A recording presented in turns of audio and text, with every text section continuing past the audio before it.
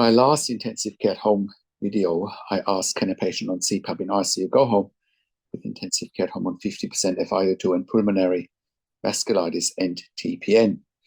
In today's video, I want to focus on what needs to be prepared and what questions need to be asked before the actual discharge. So this is a follow-on video from my last video.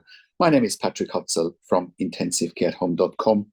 So here are the questions that need to be asked to the ICU team and to intensive care at home, to us, of course, before actually going home. So the first question that needs to be asked, obviously, is the patient or client medically stable enough to be managed in an intensive care home environment, and if the roster with 24/7 critical care nurses is actually in place, because nothing's going to happen without a stable 24/7 critical care nursing roster at home. That is, the only way you can bring the intensive care actually into someone's home. So next question is, what respiratory support is needed at home with the CPAP? Obviously, it's a CPAP, it's oxygen concentrators, oxygen cylinders, it's high flow nasal oxygen, right? Like the airbow. And also a backup ventilator is needed, as much as a backup suction. So 2 suction machines are needed, and a monitor is needed for heart rate and for pulse oximetry.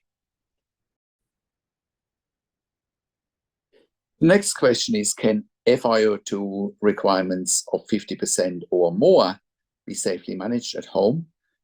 Of course, like I said in my last video, the goal is to wean FIO2 off and down as quickly as possible, but you can't rule out that FIO2 requirements may even go up depending on the clinical situation. Now, a lot of it comes down to the goals of care. Why is the patient wanting to go home? Is it to wean oxygen off, which is the case in this situation, but sometimes it might also be the case to go home for palliative care, for end-of-life care. So in this situation, the patient wants to go home to remove and reduce oxygen as quickly as possible. If oxygen requirements go up, the question really is, is it still safe? And that needs to be assessed on a case-by-case situation. Another thing that is important to mention here, which I didn't mention in my last video in regards to this particular situation, home x-rays, right? So in most metropolitan areas now in Australia, we can do home x-rays. Shout out to Home Imaging. They're a great company, and they can do home x-rays, and shout out to Michael Montalto and his great team there, because they're really helping build the infrastructure in the community that is needed to keep higher acuity clients safe at home. Next, what about equipment at home? So like I already alluded to, it needs 2 CPAP machines, oxygen concentrators, or 1 oxygen concentrator, oxygen cylinders as backup, 2 suction machines, monitors. They all need to be organized. Also equipment such as hospital bed, hoist or lifting machine, or potentially a ceiling hoist, depending on how long the situation is predicted to go on for, or if there's a real chance the patient can get mobilized independently without needing a lifting machine or a hoist going forward. Next, how will manage TPN lines and infusions at home be managed? Quite frankly, again, our critical care nurses can manage the central line or the PIC line or the Hickman's line or the port, depending on what line is used for the home TPN. Also, weekly dressing changes need to happen for the central line. Also, the flushes need to happen when TPN is finished, with normal saline, and then often the central line needs to be locked, or the lumen for the TPN needs to be locked with headlock or Torlock or something similar. Next, is the current TPN prescription expected to be stable, or are there expected changes? And that all comes down to monitoring, obviously, blood results such as electrolytes, blood sugar levels, fluids, that all needs to be monitored, and TPN might need to be adjusted according to the blood results, and also according to, is the patient losing weight, gaining weight, what's their nutritional status. Also, how are emergencies at home, like, increased work of breathing or worsening breathing, line infection, managed at home. Well, the best way to manage them is to prevent them, of course, but at the end of the day, it can also be unpredictable. And again, what it comes down to is similar to an ICU in a hospital, close observations, hourly ops, if there's worsening breathing, once again, can we do a home X-ray, home chest X-ray? Line infection needs to be prevented by using sterile and aseptic techniques. And but what is also important to understand here is a home care environment is much cleaner than an ICU environment, i.e., one of the biggest risks in an ICU is infection risk. And that clearly happens because doctors and nurses go from one bed space to another. And whenever they're entering a new bed space, there's bugs from other patients, and there's a high risk that these bugs are being transferred and transmitted to another patient, which is where a lot of the infections are coming from. And that risk is so much lower in a home care setting. Right. Next, will there be an escalation plan or standing orders for home nurses if urgent changes are needed? Yes, that is part of the medical governance, of course, that there is a clear escalation plan and also medication plan, what can be given in what situations. Obviously, funding needs to be in place, whether it's privately funded, whether it's funded through hospitals, whether it's funded through NDIS, Medicare, or private health funds. That needs to be clarified as well. Can the hospital help coordinate intensive care at home with the discharge process? Absolutely. Most patients that we have taken on from ICU directly, the hospital is always willing to work with us and, give clear orders of what's going to happen next from a medical point of view. Should there be a hospital discharge planning meeting with intensive care at home, with the nursing staff, with the family? Absolutely. So that making sure that everyone is on the same page.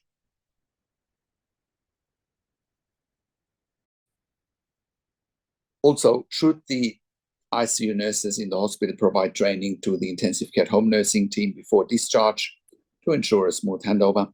Yes, that would help, but bear in mind we are also exclusively working with critical care nurses with a minimum of 2 years intensive care nursing experience. And bear in mind, the average nurse on our books has probably around 8 to 10 years ICU nursing experience. But you look, the more training, the better. You can't go wrong on training. Another question that I need to point out here, whether family members should receive any training too on, how to troubleshoot ventilators, suctioning, when to recognize alarms, or TPN troubleshooting. The answer is no, and I'll tell you why. Whilst they will observe things as they go along anyway, we as APRA registered nurses cannot take responsibility for training family members or support workers. That is not within our scope of practice. So, other questions are, is palliative care involvement recommended in case of sudden deterioration? Look, again, this is a case-by-case basis scenario. Needs to be decided if that situation arises. Are there goals for reducing oxygen or transitioning off TPN in the future? Yes, absolutely. Like I pointed out, the goal is to reduce oxygen if possible. And the TPN should also be temporary because it is because of the CPAP dependency at the moment. Next question, would a ICU physician or a hospital in the home physician oversee the patient's care? Yes, that would be ideal if it came from hospital in the home or from ICU directly, but we also have our own intensive care consultant that can oversee progress or the program. And also to sum it up, we are not suggesting here to abandon medical care. We're simply advocating and asking to continue the care for the patient safely in a home care environment with intensive care at home, with full critical care, medical and nursing support. We've been doing that since 2012. So, we are simply acting in what the patient and the family wants. And also, ICUs need They're critical care beds. ICU beds are in very short supply. And, that's a win-win situation all around. So with intensive care at home, we are currently sending our critical care nurses into the home 24 hours a day. That means we are providing a genuine alternative to a long-term stay in intensive care for ventilation with tracheostomy, home BiPAP, home CPAP, ventilation without tracheostomy, tracheostomy without ventilation, home TPN, home IV potassium, home IV magnesium infusions, IV fluids and IV antibiotics. We're also providing ventilation weaning at home. We're also providing central line, PICC line, Hickman's line, as well as port management at home. We're also providing nasogastric tube PICC and pitch tube management at home. We're also providing and using cough assist machines for our clients for airway clearance at home. We're also providing palliative care services at home. We're also sending our critical care nurses into the home for emergency department bypass services. We have done so successfully as part of the Western Sydney Local Area Health District, their In Touch program, saving approximately $2,000 per patient that we keep at home instead of them going to the emergency department. And also means we're in a position to cut the cost of an intensive care bed by around 50%. An intensive care bed costs between $5,000 to $6,000 per bed day. Our services cost between $2,500 to $3,000 per day, and we're freeing up the most sought after bed in the hospital, which is the ICU bed. But most importantly, we're improving the quality of life for patients and their families, which is a win-win situation for all stakeholders.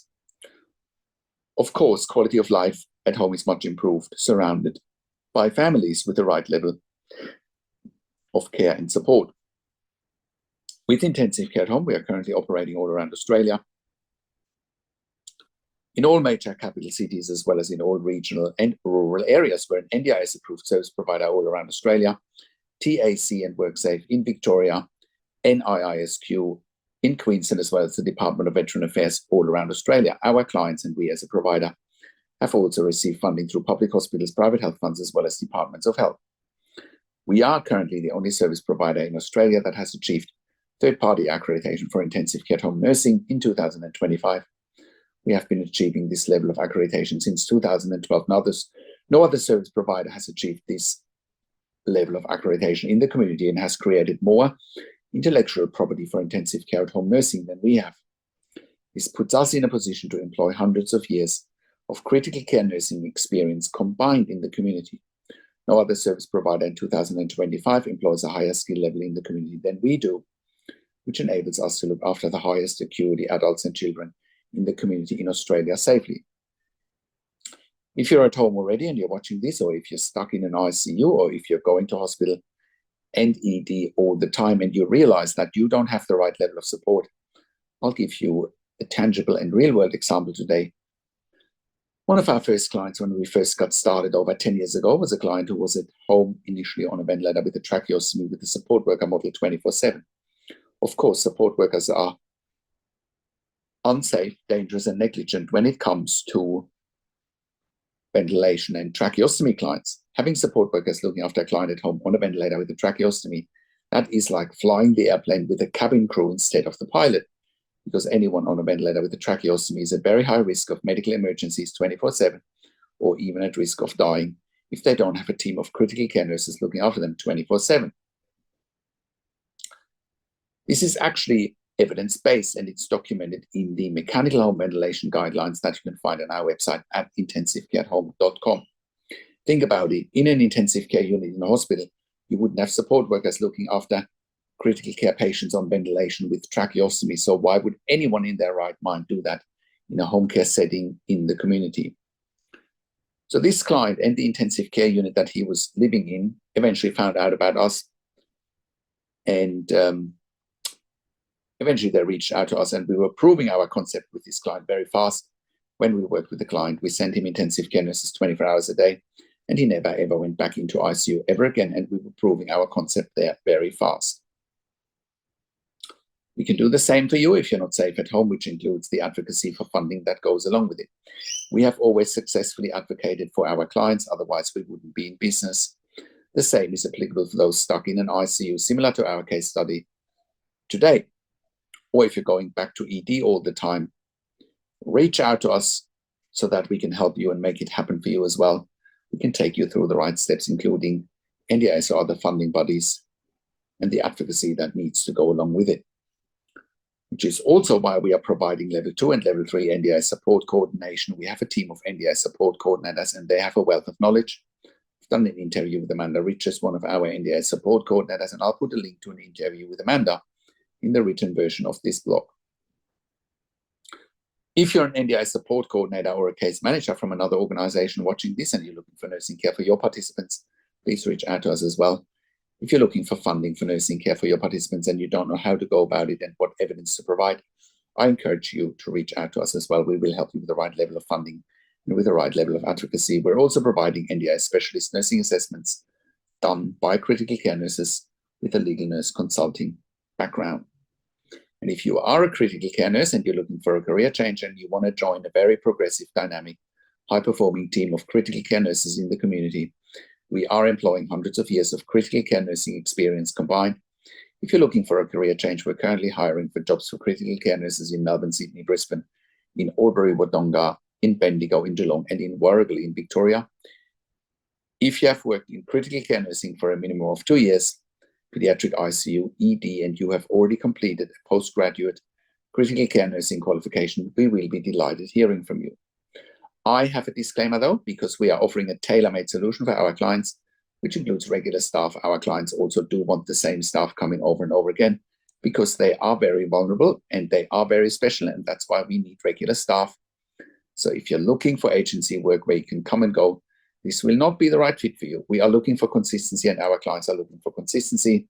So please only apply with us if you can give us regular and consistent availabilities for shifts, and if you're really keen on building relationships with us and with our clients.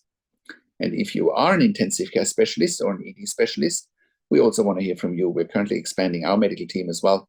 We can also help you eliminate your bed blocks in your ICU and in your ED for your long-term patients or for your regularly readmitting patients with our critical care nursing team at home. We're here to help you take the pressure off your ICU and ED beds, and in most cases, you won't even pay for it. Even if you do pay for it, it is much more cost-effective than what you're paying for in ICU and ED, and you get the same level of care. And if you're a hospital executive watching this and you have bed blocks in your ICU, ED, and respiratory wards, home TPN, please reach out to us as well. If you're in the US or in the UK and you're watching this and you need help, we want to hear from you as well. We can help you there privately with one-on-one consulting and with hiring nurses privately. Once again, our website is intensivecarehome.com. Call us on one of the numbers on the top of our website or simply send us an email to info@intensivecarehome.com. If you like my videos, subscribe to my YouTube channel for regular updates for families with intensive care at home and intensive care. Click the like button, click the notification bell, share the video with your friends and families, and comment below what you think about this video or what you want to see next. Thank you so much for watching. This is Patrick Hutzel from intensivecarehome.com, and I will talk to you in a few days. Take care for now.